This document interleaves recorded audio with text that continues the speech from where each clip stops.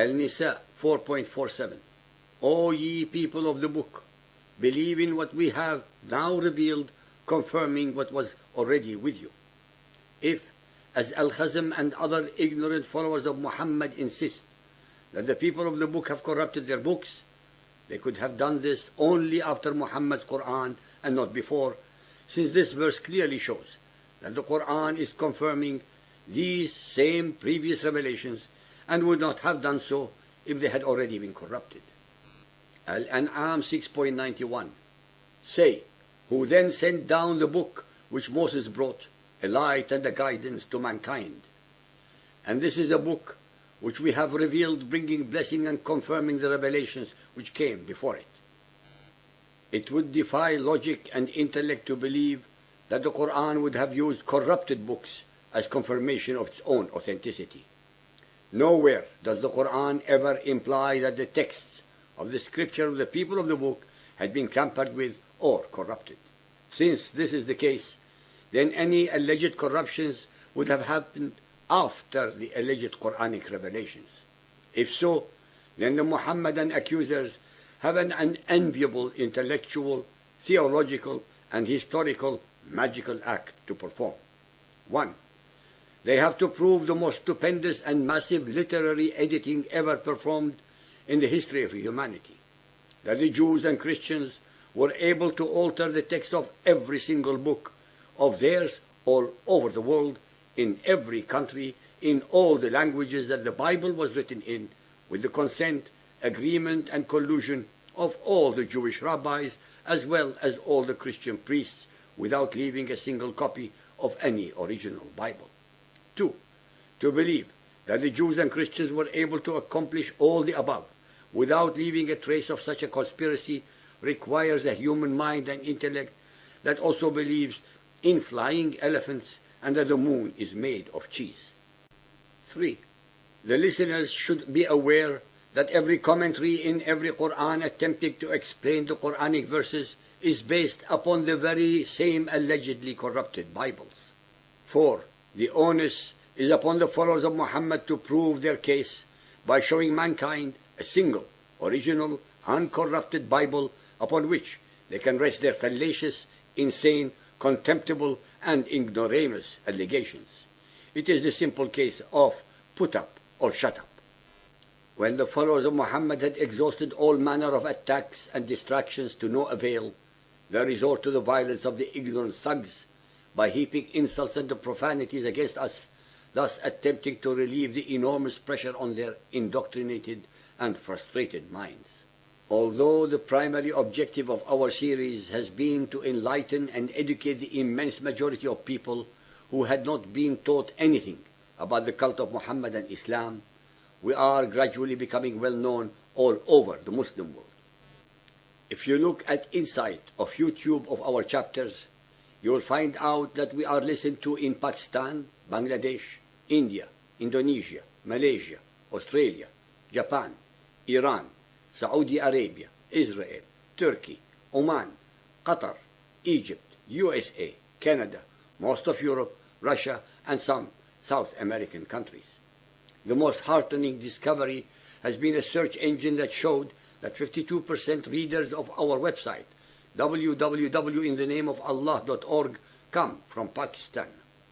In spite of the fact that all those Muhammadans who comment on our chapters attack us on the personal level, we have no doubt whatsoever that nonetheless they are listening to many of our chapters and learning. Irrespective of the state of denial that they have no choice but to go through and endure, they are slowly awakening to the facts and realities that we are revealing.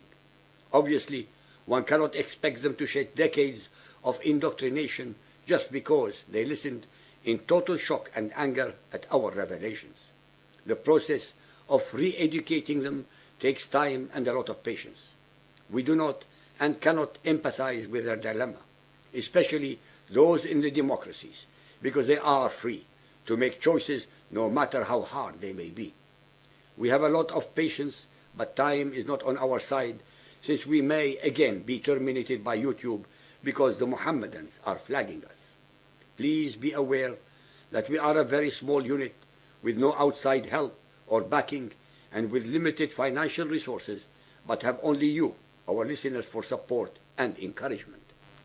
We have repeatedly requested from those who understand the purpose of our series to reward our hard work and efforts by spending a few minutes of their time to comment on our chapters, to rate and favorite them as a show of appreciation, and to counter the negative scores that our Satans berate our chapters.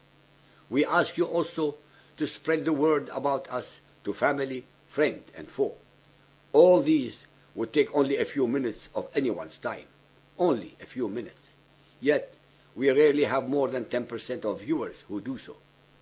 As for those of our listeners who do so regularly, we would like you to know that we actually recognize each and every one of your signatures. We appreciate your support immensely, which gives us the incentive to continue and to excel.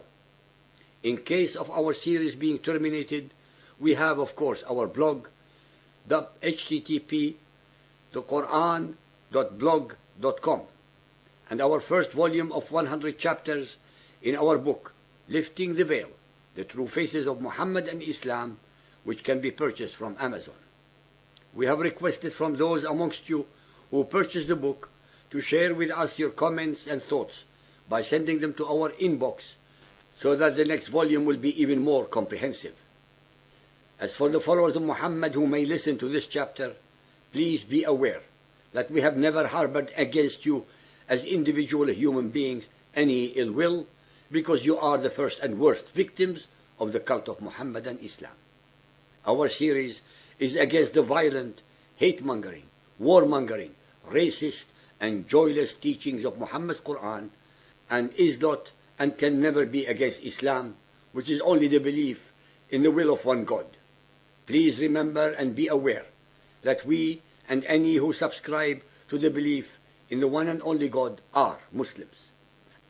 You are, like us, the product of years and decades of indoctrination, but we all have God's gift of the freedom of intellect and choice.